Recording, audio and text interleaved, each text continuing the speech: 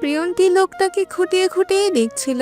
এই ডিফেন্সদের লোকেরা হয় এতটাই সুদর্শন। বর্তমান ইয়ং জেনারেশনগুলোতে এই ডিফেন্সদের প্রতি অবসেসড। তাজধীর ঠিক তেমনই। লোকটার কণ্ঠস্বর, দাঁড়ানোর ভঙ্গি, কথা বলার স্টাইল সবকিছুই কেমন ঘোর লাগা। প্রিয়ন্তীর এই ভাবনার ইতি ঘটে প্রচন্ড জোরে বজ্রপাতের শব্দে। আশেপাশে কোথাও হয়েছে বোধহয়। বজ্রপাতের বিকট শব্দে চমকে ওঠে প্রিয়ন্তী। কাঁধটা অনিচ্ছায় কুঁকড়ে যায় ওর। হাতের আঙুলগুলো ওনার কোণে শক্ত করে চেপে ধরে।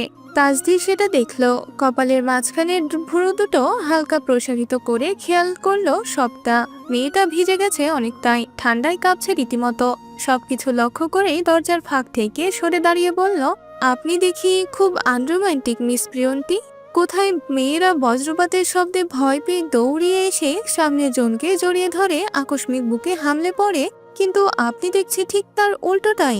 আপনার আবার গোপন কোনো সমস্যা নাই তো? প্রিয়ন্তী কথাগুলো শুনলেও বিশেষ আমলে নিল না। তাজধীর সরে দাঁড়াতেই ওর চোখ গিয়ে আটকে গেল ঘরের ভেতরের দৃশ্যে। পুরো দেওয়াল জুড়ে সারি সারি অ্যাকোরিয়াম। স্বচ্ছ কাচের ভেতর যেন বন্দি এক ক্ষুদ্র সমুদ্র। নীল, রূপালী, কমলা আর বেগুনি আলো ছায়ায় নানান প্রজাতির মাছ ভেসে বেড়াচ্ছে ওখানে। এর মধ্যে এমন বহু মাছ আছে যেগুলো প্রিয়ন্তী বাস্তবে তো দূরের কথা, ছবিতেও দেখেনি কখনো। কোনোটা লম্বাটে শরীর, কোনোটা ছোট কিন্তু আগুনের মতো উজ্জ্বল, কোনোটা আবার ডানার মতো পাখনা ছড়িয়ে জলের ভেতরে নাচছে। প্রিয়ন্তী আর অনুমতির তোয়াক্কা করলো না, সোজা ভেতরে ঢুকে পড়লো। দৌড়ে গিয়ে দাঁড়ালো অ্যাকোরিয়ামগুলোর সামনে। এত সব অদ্ভুত বিরল প্রজাতির মাছ প্রিয়ন্তী আগে যে দেখেনি কোনোদিন। সব মানুষদেরই কোনো না কোনো শখ, ইচ্ছে, আকাঙ্ক্ষা থাকে। প্রিয়ন্তীরও আছে, সেটা হলো ফিশ কালেক্ট করা। ওর বাসা ভর্তি 4-5টা অ্যাকোরিয়াম। অ্যাকোরিয়াম ভর্তি ছোট ছোট মাছ, যেগুলো বেশিরভাগ ওর ভাই এনে দেয় ওকে। তবে কিছু কিছু ও নিজেও সংগ্রহ করেছে। কিন্তু এমন মাছ তো কখনো দেখেনি আগে। এক একটা অ্যাকোরিয়ামে এক এক প্রজাতির মাছ, আবার সেই প্রজাতিগুলোর মধ্যেও ভিন্ন ভিন্ন রঙের মাছ আছে। সব শেষে প্রিয়ন্তী দৌড়ে গিয়ে দাঁড়ালো সবার শেষ প্রান্তে রাখা অ্যাকোরিয়ামটার সামনে। ওখানে শুধু একটাই মাছ রাখা, যেটা সবার থেকে বেশি আকর্ষণীয় দেখতে। মাছটার লেজটাই যেন ওর আসল সৌন্দর্য। পরীর ডানার মতো বিস্তৃত, পুরো অ্যাকোরিয়ামে ভরে আছে। রেশমের মতো নরম পাখনা পানির ভেতর ধীরে ধীরে তুলছে। ইস, আল্লাহর সৃষ্টি কতটা অমায়িক! প্রিয়ন্তী আর নিজেকে আটকে রাখতে পারল না। চোখ দুটো বিস্ময়ে বড় হয়ে গেল ওর। একটু ঝুঁকে বাইরে থেকে যেন মাছটা ধরতে চাইছে ও। ওভাবেই বলে উঠল, এত সুন্দর ফিশ! আমি তো কোনোদিনও এমন মাছ দেখিনি। আপনিও মাছ পছন্দ করেন বুঝি? আচ্ছা, এটার নাম কি? এতক্ষণ মুগ্ধ নয়নেই দেখছিল তাজধীর সবটা। মাছ কালেক্ট করা তার ছোটখাটো একটা শখই বলা চলে।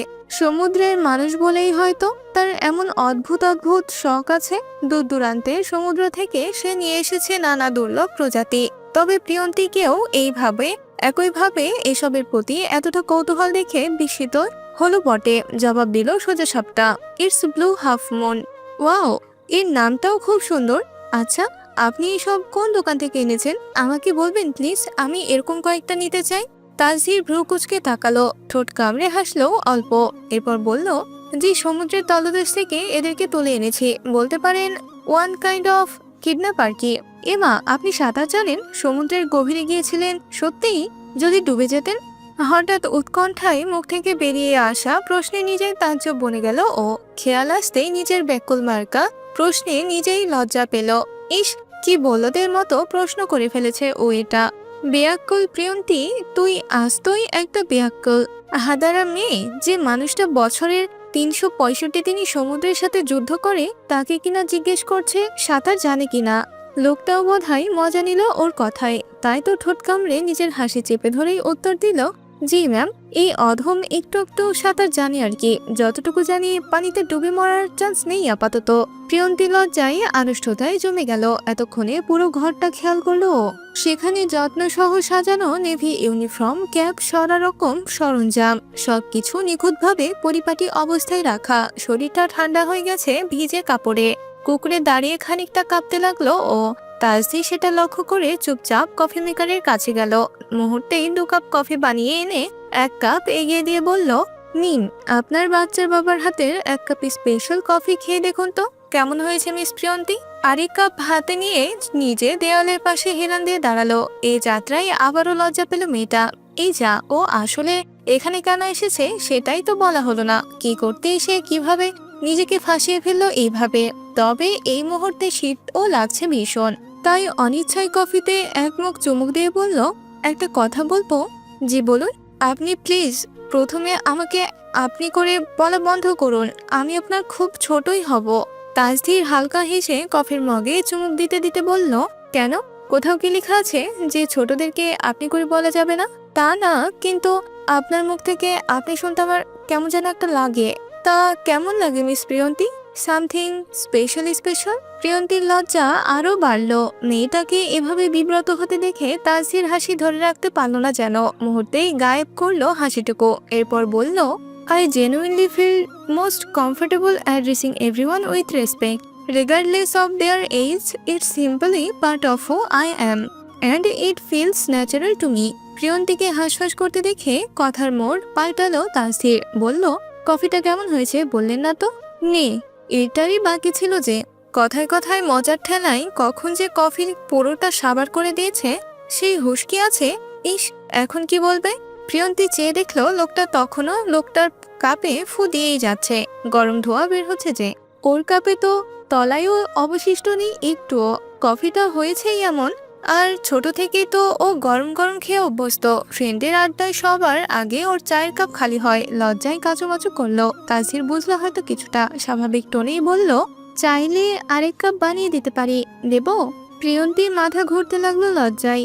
ছি, এরকম লজ্জায় কোনো শত্রুও না পড়ুক। তবে আপাতত সবকিছুকে সাইডে রেখে মন স্থির করলো এক জায়গায়। মনে মনে ঠিক করলো, যা বলতে এসেছিল সোজা বলে দিয়ে বিদায় হবে এখান থেকে। এরপর আর কুসমিন কালেও লোকটার সামনে পড়বে না। ভনিতাহীন গলায় বলল, আপনার সঙ্গে আসলে কিছু কথা বলতে এসেছিলাম। এবার থেমে পুনরায় যোগ করলো, সেদিন আসলে বান্ধবীদের সঙ্গে বাজি ধরে ওইরকম একটা কাজ করেছি। আসলে আমার বান্ধবীরাই আপনার আইডি সিলেক্ট করেছিল।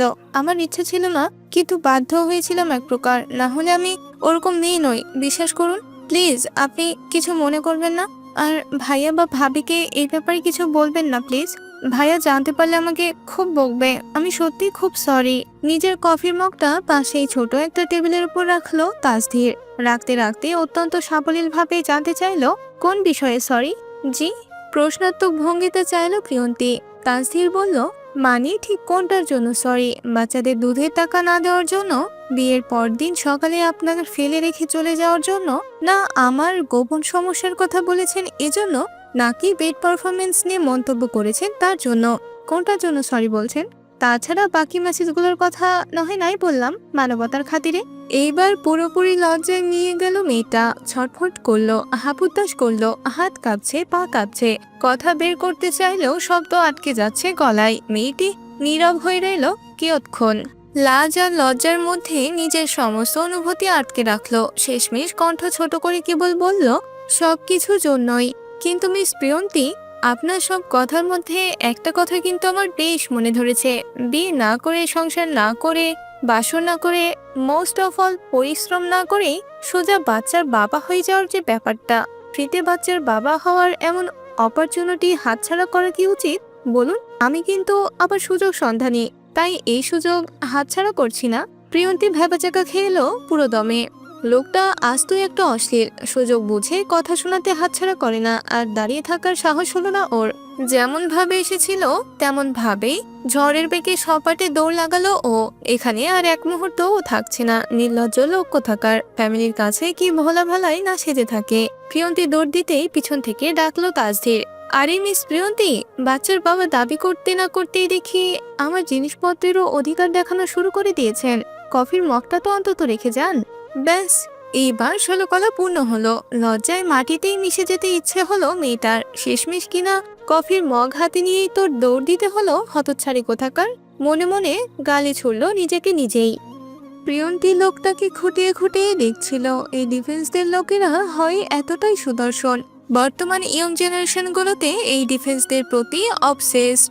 তাসধীর ঠিক তেমনই। লোকটার কণ্ঠস্বর, দাঁড়ানোর ভঙ্গি, কথা বলার স্টাইল সবকিছুই কেমন ঘোর লাগা।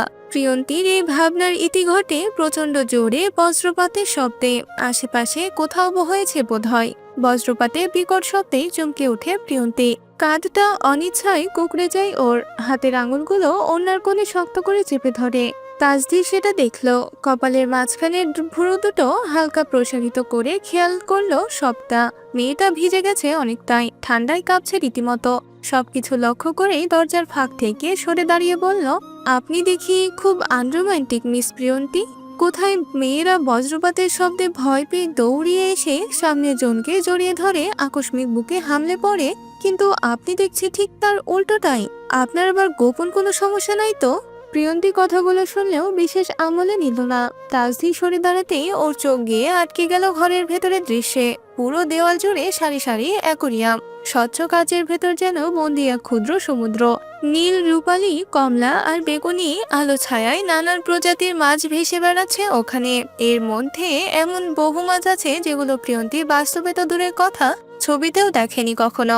কোনোটা লম্বাটে শরীর, কোনোটা ছোট কিন্তু আগুনের মতো উজ্জ্বল, কোনোটা আবার ডানার মতো পাখনা ছড়িয়ে জলের ভেতরে নাচছে।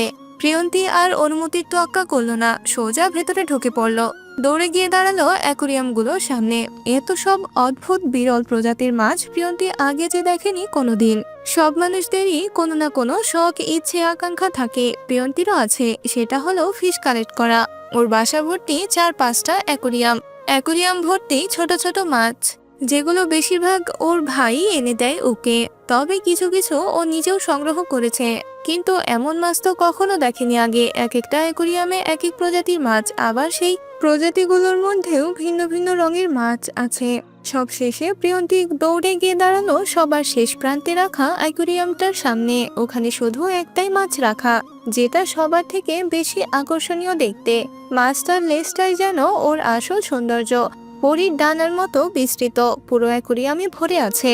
রেশমের মতো নরম পাখনা পানির ভেতর ধীরে ধীরে তুলছে। ইস, আল্লাহর সৃষ্টি কতটা অমায়িক! প্রিয়ন্তি আর নিজেকে আটকে রাখতে পারল না। চোখ দুটো বিস্ময়ে বড় হয়ে গেল ওর। একটু ঝুঁকে বাইরে থেকে যেন মাছটা ধরতে চাইছে ও। ওভাবেই বলে উঠল, এত সুন্দর ফিশ! আমি তো কোনোদিনও এমন মাছ দেখিনি। আপনিও মাছ পছন্দ করেন বুঝি? আচ্ছা, এটার নাম কি? এতক্ষণ মুগ্ধ নয়নেই দেখছিল তাসদি সবটা। মাছ কালেক্ট করা তার ছোটখাটো একটা শখই বলা চলে। সমুদ্রের মানুষ বলেই হয়তো তার এমন অদ্ভুত অদ্ভুত শখ আছে। দূর দূরান্তের সমুদ্র থেকে সে নিয়ে এসেছে নানা দুর্লভ প্রজাতি। তবে প্রিয়ন্তিকেও একইভাবে এসবের প্রতি এত